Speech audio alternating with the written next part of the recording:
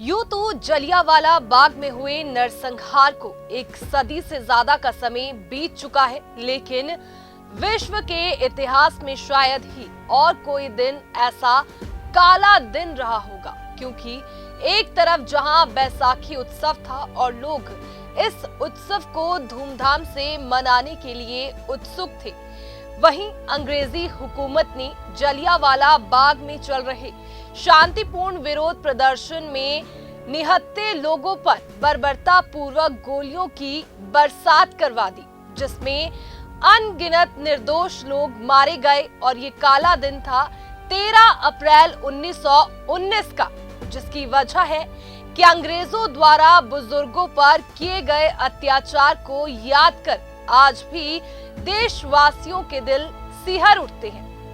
आज 106 वर्ष बीत जाने के बाद भी देशवासी इस नरसंहार को भूले नहीं है। जी हां, 13 अप्रैल 1919 जब जलियांवाला बाग में एक शांतिपूर्ण सभा के लिए एकत्र हुए हजारों भारतीयों पर अंग्रेज हुक्मरान ने अंधाधुंध गोलियां बरसाई थी। इसमें सैकड़ों बेगुनाहों की मौत हो गई थी।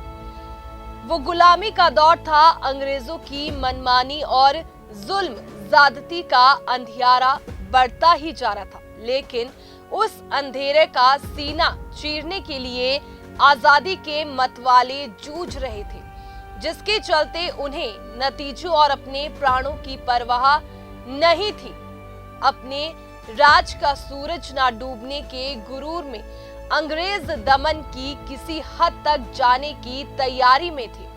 बिना मुकदमा चलाए किसी को बंदी बनाए रखने का अधिकार रॉल्ट एक्ट के जरिए उन्होंने हासिल कर लिया था। इसके विरोध में अप्रैल 1919 के पहले हफ्ते में जनता सड़कों पर थी। पंजाब में इस कानून के खिलाफ हुए प्रदर्शनों को पुलिस ने सख्ती से कुचला था, लेकिन भयभीत होने की जगह लोगों का गुस्सा और तीव्र हुआ। आंदोलनकारियों और पुलिस में हिंसक झड़पों और गिरफ्तारियों का सिलसिला जारी था। पंजाब में रॉल्ट एक्ट के खिलाफ सड़कों पर उमड़ती जनता को सबक सिखाने के लिए lieutenant governor Michael Francis O'Dyer ने कमर कस ली थी। कानून व्यवस्था की कमान brigadier general Reynold Edward Harry Dyer को सौंपकर गवर्नर ने तनाव और बढ़ा दिया।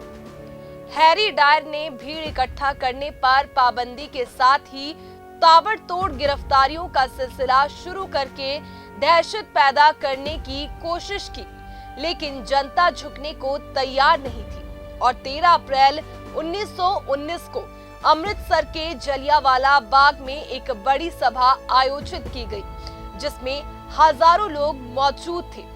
सभा स्थल पर जाने और आने का एक ही रास्ता था। प्रशासन, पुलिस, सेना देशभक्तों को सबक सिखाने पर आमादा थे। कमान संभाल रहे हैरी डायर ने इस मौके पर बर्बरता की हदें पार कर दी थी। शांति से चल रही सभा में मौजूद भीड़ पर अचानक गोली वर्षा कर उसने लाशों के ढेर लगा दिए। इस नरसंहार में मरने वालों की गिनती मुमकिन नहीं हो सकी।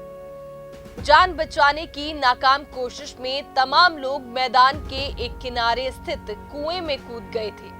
बहुतों की देह दीवार फाड़ने की कोशिश में पुलिस सेना की गोलियों से छलनी होकर निस्तेज हो गई थी।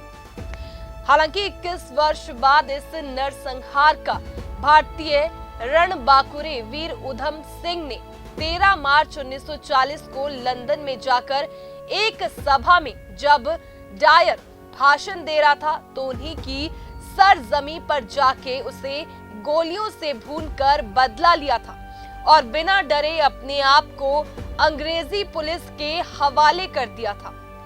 आज जलियांवाला बाग हत्याकांड की 106वीं वर्ष पर समर न्यूज भी जलियांवाला बाग नरसंहार में शहीद हुए देश के हजारों वीर सपूतों को श्रद्धांजलि अर्पित करता है।